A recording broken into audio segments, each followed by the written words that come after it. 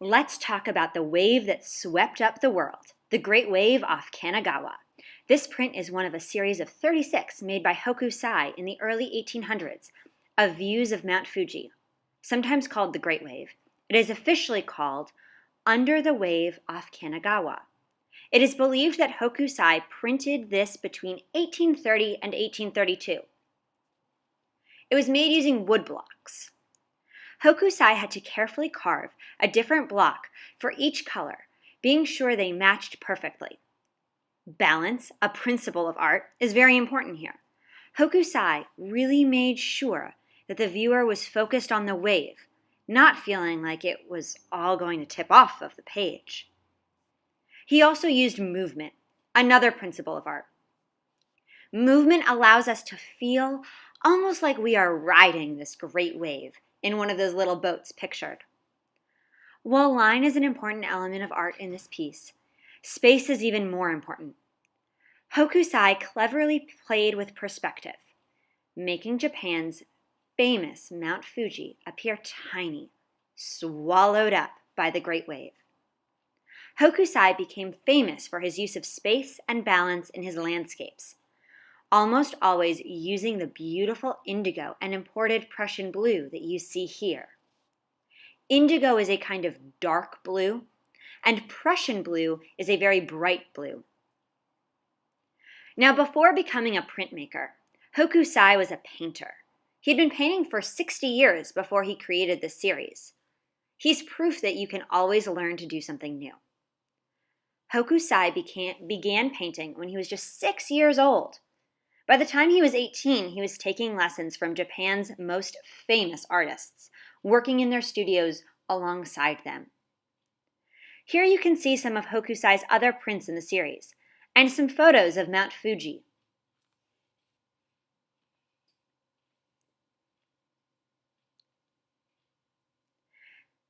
Because it's a print, there are lots of great waves all over the world. In fact, producing prints was a smart economic choice that Hokusai made. He made many copies and sold all of them. Well, they used to be rather inexpensive as far as art pieces go. Prints are now very, very expensive. The earlier the print was done, the more money it is worth. There are an estimated 5,000 to 8,000 real prints. You can tell when the print was done by the way Hokusai signed it, up in the top left-hand corner. Hokusai changed his name more than 30 times in his lifetime. We can date when the print was done by that signature. Japan's government didn't view this piece as real art since it wasn't done in the traditional Japanese style. Wood prints were seen as cheap posters, not true art, and it upset the Japanese government that this kind of art was made so famous. There is some truth here, though. Hokusai's work was not purely Japanese. He was heavily influenced by Dutch art, as you can see with his low horizon line, where the water and sky meet, and the Prussian blue. You're going to be inspired by Hokusai's work and create your very own great wave.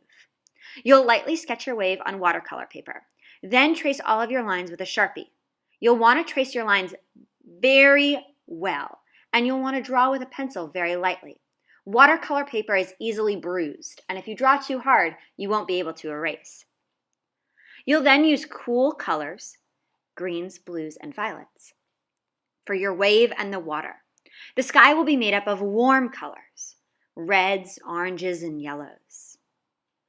It is very important that, like Hokusai, you show space, balance, and movement in your piece.